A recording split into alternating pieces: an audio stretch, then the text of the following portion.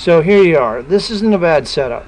Now this is in super slow motion. I mean, this is in 1600 frames a second, which a normal camera is like 30 frames a second. So you're going to see a lot of stuff. Now,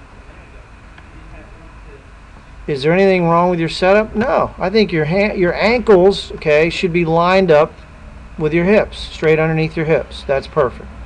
So your feet are the right distance apart. You're going back, and that's not much of a shoulder turn, I'll be honest.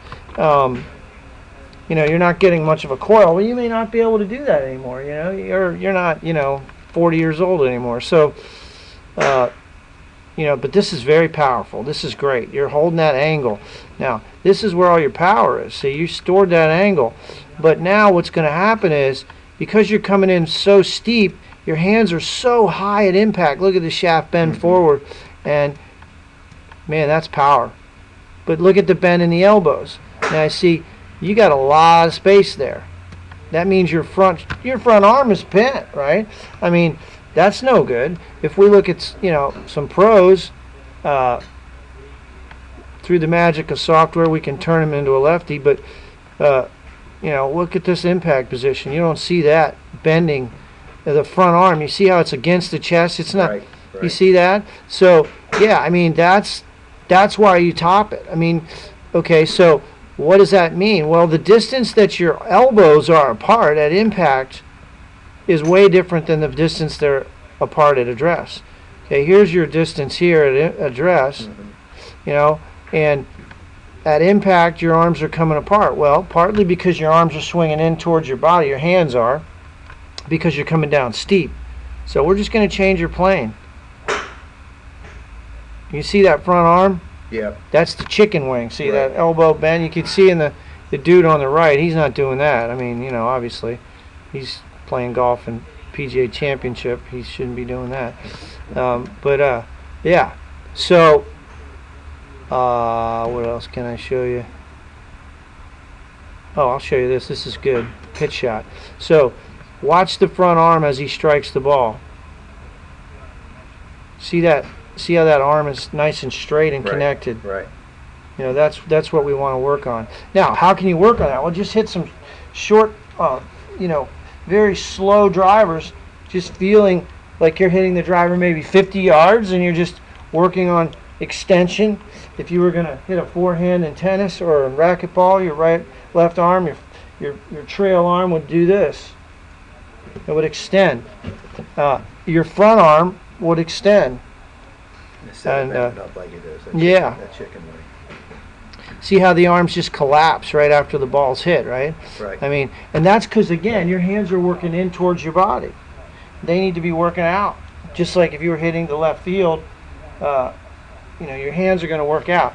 So it all comes back to the plane of your swing, and we're gonna fix that. I mean, we're gonna get your hands over here. Hopefully, we can get your hands. So one of the drills I would do is I would imagine, put your butt against the wall in your house like that. Imagine your rear end's against the wall, and then you're going to take a backswing and try to put your hands right into the back of the wall without standing up. Your butt's going to stay on the wall. Okay. You know what I'm saying? Yep. You're just going to grab your right wrist with your left hand, and you just pull that arm around. Now you might not be able to get there, but that's okay. You're just stretching and you're working on that flexibility. The deeper you can get your hands back here, the more likely it is you're going to swing on plane. Because at the end of the day, you got to be in this cone to be any good. You can't be outside that cone coming down, and you're just way steep there. Right. You see? Right. So it all, you know, not many people have their hands there at the top of their swing. You know, let's look at a pro. Where's their, you know, for a lefty, where should your hands be at the top of your backswing? Well, watch where his hands are. Now, you may not be able to get there. But you can see how deep his hands are, right? Yeah, the difference in the club position where it's at. Yeah, right. So, you know, I mean, Now, is he a little steep there? he is. Yep. That's a little steep for sure. But you know, again, some of this, you know, these guys are, look, let's be honest. If we drop a plumb line straight down at 90 degrees, your hands are not even behind your trail leg. Sorry, your trail toe. Now his hands, if we drop a plumb line at the top of his swing, I mean, who has that kind of flexibility at, you know, his hands are over his back heel. Well, if you could do that, you'd swing down on the right plane. And that's all we're going to try to do. We're just going to get you to try to get that plane. All these guys are, the club shaft on the backswing is slightly steeper. Here's this plane of the backswing. It's right on it there. Yeah, he's a little steeper going back than he is coming down. He's going to shallow it out. He's going to see how that club drop. So the downswing plane, the shaft is on that angle. So he goes a little steeper on the backswing,